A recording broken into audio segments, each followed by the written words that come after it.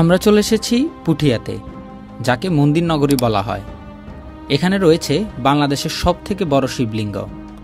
এটি এশিয়া মহাদেশের অন্য সকল বড় শিবলিঙ্গগুলোর মধ্যে একটি। চলুন মন্দির দর্শন করি ও জেনে নিই এই মন্দিরের ইতিহাস।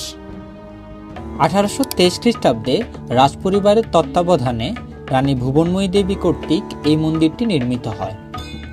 1830 খ্রিস্টাব্দে মন্দিরের নির্মাণ কাজ শেষ হয়। ভুবনময়ী দেবীর নামানুসারে একে ভুবনেশ্বর মন্দিরও বলা হয়।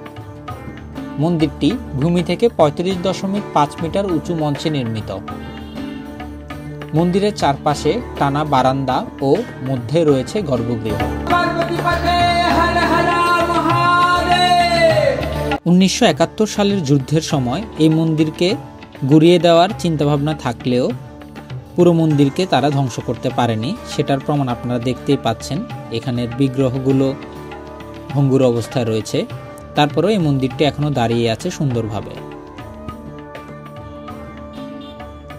পঞ্চরত্ন স্থাপত্য পরিকল্পনায় এই মন্দিরের চার কোণে 4টি ও কেন্দ্রে একটি করে মোট 5টি চূড়া বা রত্ন আছে।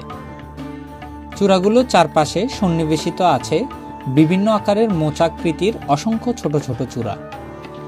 মন্দিরটির ডান পাশে রথ মন্দির এবং পেছনে গোপাল চৌকি নামক সুবিশাল দিঘি রয়েছে।